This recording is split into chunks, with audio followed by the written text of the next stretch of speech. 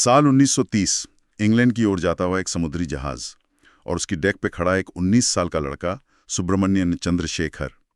समंदर की लहरें जहाज से टकरा रही थीं, लेकिन उनके दिमाग में एक अलग ही तूफान चल रहा था। उनके हाथ में एक नोटबुक थी और मन में सिर्फ एक सवाल, एक ऐसा सवाल जिसने ब्रह्मांड के बारे में हमारी सोच को हमेशा के लिए पलट कर रख दिया। और वो सवाल सुनने में बहुत सीधा सा लगता है, एक तारा मरता कैसे? लेकिन इस सीधे से सवाल के जवाब ने, आप समझिए, खगोल विज्ञान की दुनिया में एक भूचाल ला दिया। बिल्कुल। तो आज हम इसी कमाल की खोज की कहानी में गहरे उतरेंगे। और ये कहानी सिर्फ तारों और गणित की नहीं है, मतलब ये इस बात की भी है कि जब एक नया, एक क्रांतिकारी विचार पुरानी सोच से टकराता है तो क्या होता है। और ये समझने के लिए हमें उस दौर में जाना होगा ना। हाँ बिल्कुल। उस समय तक वैज्ञानिकों को लगता था कि उन्होंने तारों की मौत की पहेली सुलझा ली है। आम राय ये थी कि जब कोई तारा अपना सारा ईंधन, मतलब हाइड्रोजन, हीलियम सब जला देता है तो वो धीरे धीरे सिकुड़कर एक शांत छोटे तारे में बदल जाता है, जिसे सफेद बौना तारा या व्हाइट ड्वार्फ कहते थे। ये एक तरह से तारे की एक शांतिपूर्ण रिटायरमेंट थी। सब कुछ बड़ा व्यवस्थित था। हाँ बिल्कुल। लेकिन चंद्रशेखर के दिमाग में एक कीड़ा था।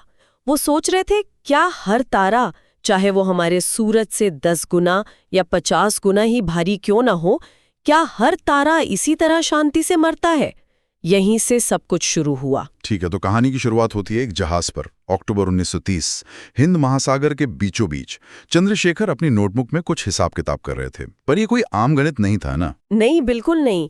ये उस समय की फिजिक्स की सबसे मुश्किल पहेलियों को एक साथ सुलझाने जैसा था।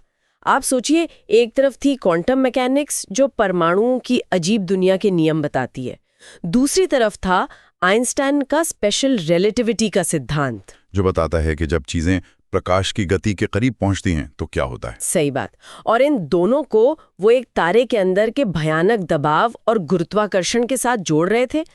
ये ऐसा था जैसे कोई 3 अलग अलग भाषाओं के शब्दों को मिलाकर एक नई कविता लिखने की कोशिश कर रहा हो। और ये सब एक 19 साल का लड़का कर रहा था, अपने दम पर, एक जहाज पर, बिना किसी सुपर कंप्यूटर के। ये तो सुनने में ही अविश्वसनीय लगता है। तो इन सब मुश्किल गणनाओं के बाद उनके हाथ लगा क्या? नतीजा क्या निकला? नतीजा एक संख्या थी। एक संख्या? हाँ, एक जादुई संख्या 1.4। 1.4। और जादुई शब्द यहाँ बिल्कुल सही है, क्योंकि ये सिर्फ एक नंबर नहीं था, ये आप कह सकते हैं प्रकृति की एक लक्ष्मण रेखा थी। चंद्रशेखर ने अपनी गणनाओं से साबित किया कि अगर किसी मरते हुए तारे का कोर, यानी उसका केंद्र, हमारे सूरज के वजन से 1.4 गुना से कम है तो हाँ, वो एक सफेद बौना तारा बनकर शांति से अपनी जिंदगी खत्म कर लेगा। ओके, तो 1.4 से कम है तो कहानी वही पुरानी है। लेकिन अगर ज्यादा हुआ तो यहाँ पे ही असली मोड़ आया होगा। बिल्कुल, यही तो क्रांति थी जी। चंद्रशेखर ने दिखाया कि अगर तारे का कोर इस 1.4 की सीमा से भारी है तो फिर कोई भी ताकत उसे अपनी ही गुरुत्वाकर्षण शक्ति के नीचे कुचले जाने से नहीं रोक सकती। वो तारा सिकुड़ता जाएगा और अंत में या तो वो एक न्यूट्रॉन तारा बनेगा या फिर एक ब्लैक होल, एक ऐसी चीज जिसकी कल्पना भी उस समय डरावनी लगती थी। उन्होंने तारों की मौत का एक नया, एक हिंसक और कहीं ज्यादा नाटकीय अंत खोज निकाला था। वाह! मतलब एक जहाज पर, एक नोटबुक में, एक 19 साल के लड़के ने तारों की किस्मत लिखने का एक नया तरीका खोज लिया था। ये तो इतनी बड़ी खोज है, इसे तो हाथों हाथ लिया गया होगा। पूरी वैज्ञानिक दुनिया ने जश्न मनाया होगा। जश्न से ठीक उल्टा हुआ।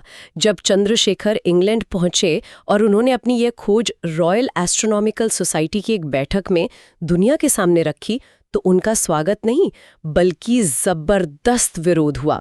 और विरोध की इस सेना के सेनापति थे उस दौर के सबसे बड़े science superstar sir Arthur Eddington. एक मिनट, सर आर्थर एडिंगटन? ये तो वही हैं जिन्होंने आइंस्टाइन की रिलेटिविटी थ्योरी को साबित करने में मदद की थी। मतलब ये कोई छोटे मोटे वैज्ञानिक नहीं थे, वो उस समय की सबसे बड़ी आवाज थी। सबसे बड़ी आवाज। और उन्होंने भरी सभा में चंद्रशेखर की खोज को सिरे से खारिज कर दिया। उन्होंने कहा, यह गणना बकवास है। प्रकृति का कोई नियम ऐसा नहीं हो सकता जो एक तारे को इस तरह अचानक गायब हो जाने दे। मतलब सीधी टक्कर, एक 19 साल का छात्र और ब्रिटेन का सबसे प्रतिष्ठित वैज्ञानिक। हाँ, और आप अंदाजा लगा सकते हैं कि लोगों ने किसका साथ दिया होगा। तो ये सिर्फ गणित की लड़ाई नहीं थी, ये एक तरह से सोच की लड़ाई थी। क्या एडिंगटन जैसे वैज्ञानिक मानने को ही तैयार नहीं थे कि ब्रह्मांड इतना अजीब हो सकता है? आपने बिल्कुल सही नस पकड़ी है। ये सिर्फ गणित का नहीं बल्कि दर्शन का टकराव था। एडिंगटन और उस दौर के ज्यादातर वैज्ञानिकों के लिए ब्रह्मांड एक सुंदर, एक व्यवस्थित जगह थी। एक विशाल तारे का अपनी ही कशिश में दबकर हमेशा के लिए गुम हो जाना, एक ब्लैक होल बन जाना, ये विचार उन्हें, आप कह सकती हैं, अप्राकृतिक लगता था। उनकी सुंदर तस्वीर पर एक धब्बे जैसा। बिल्कुल।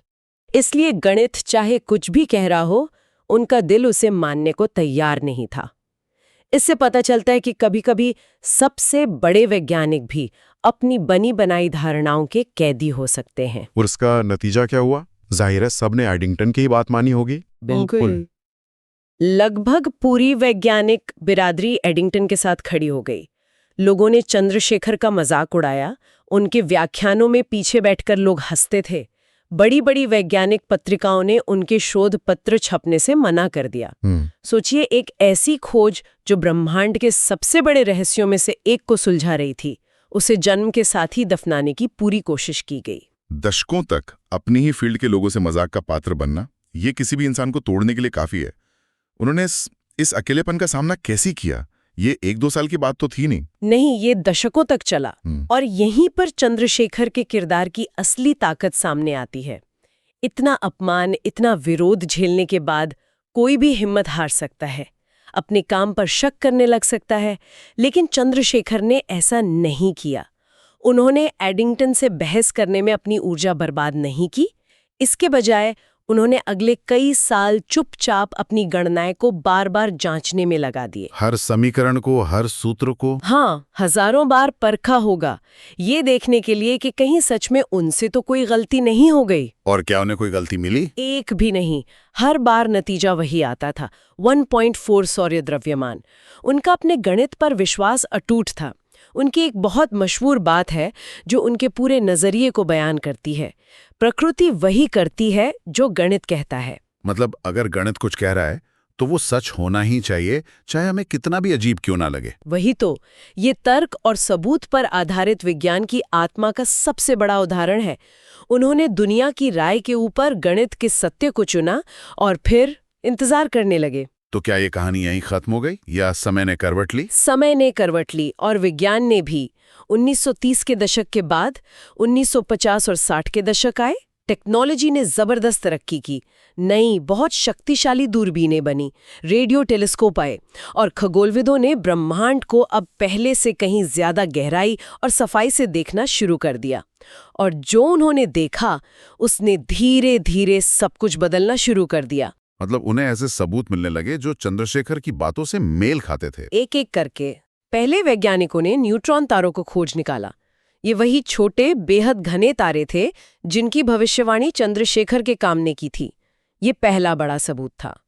फिर 60 के दशक में खगोलविदों को अंतरिक्ष में कुछ ऐसी रहस्यमयी जगह मिली जहां गुरुत्वाकर्षण इतना ज्यादा था कि वो अपने पास के तारे को भी निगल रहा था। ब्लैक होल के होने के पहले ठोस सबूत। हाँ, अप्रत्यक्ष सबूत। तो जिन चीजों को एडिंगटन ने बकवास कहा था वो अब एक एक करके आसमान में दिखाई दे रही थीं। कमाल है। बिल्कुल। हर नई खोज चंद्रशेखर की दशकों पुरानी गणनाओं पर मुहर लगा रही थी। अब ये साबित हो चुका था कि बहुत भारी तारे कभी भी शांति से सफेद बौने नहीं बन सकते। वो सीमा 1.4 सौर द्रव्यमान की वो संख्या जिसे कभी हंसी में उड़ा दिया गया था, अब ब्रह्मांड का एक मौलिक नियम बन चुकी थी। विज्ञान अपनी गलती सुधार रहा था, भले ही इसमें 30 साल से ज्यादा लग गए। और फिर आखिरकार दुनिया ने भी अपनी गलती मानी। 1983 में उनकी उस जहाज वाली ऐतिहासिक खोज के लगभग 50 साल बाद सुब्रमण्यन चंद्रशेखर को भौतिकी के नोबेल पुरस्कार से सम्मानित किया गया। सम्मान उसी चंद्रशेखर लिमिट के लिए था। वो एक शानदार मुहूर्त था। और ये सिर्फ एक वैज्ञानिक का सम्मान नहीं था, ये उस पूरी प्रक्रिया का सम्मान था। ये कहानी इस बारे में है कि विज्ञान असल में कैसे काम करता है। ये कभी-कभी गलतियां करता है, भटकता है, पूर्वाग्रहों का शिकार होता है, लेकिन अंत में सबूतों के आधार पर ये खुद को सही कर ही लेता है। ये एक अकेले इंसान की अपने सच पर टिके रहने की कहानी है। हाँ, आज तो हालत ये है कि कोई भी खगोल विज्ञानी चंद्रशेखर लिमिट के बिना तारों के जीवन की कल्पना भी नहीं कर सकता। ये अब एस्ट्रोफिजिक्स की किताबों का पहला पाठ है। एक 19 साल के लड़के के एक सवाल ने वाकई ब्रह्मांड की कहानी को हमेशा के लिए बदल दिया। है चंद्रशेखर के काम ने वैज्ञानिक समुदाय को ब्लैक होल जैसी अजीब धारणा को स्वीकार करने पर मजबूर किया, सिर्फ इसलिए क्योंकि गणित यही कह रहा था। तो ये हमें सोचने पर मजबूर करता है कि आज के विज्ञान की वो कौन सी सामान्य मानी जाने वाली धारणाएं हैं जिन्हें शायद अगली पीढ़ी का कोई युवा वैज्ञानिक अपने गणित और साहस के दम पर चुनौती देगा। आज हमें कौन से वैज्ञानिक विचार असंभव या अजीब लगते हैं जो कल ब्रह्मांड की सच्चाई साबित होंगे। ब्रह्मांड के और न जाने कितने रहस्य हैं जो बस सही सवाल पूछे जाने का इंतजार कर रहे हैं।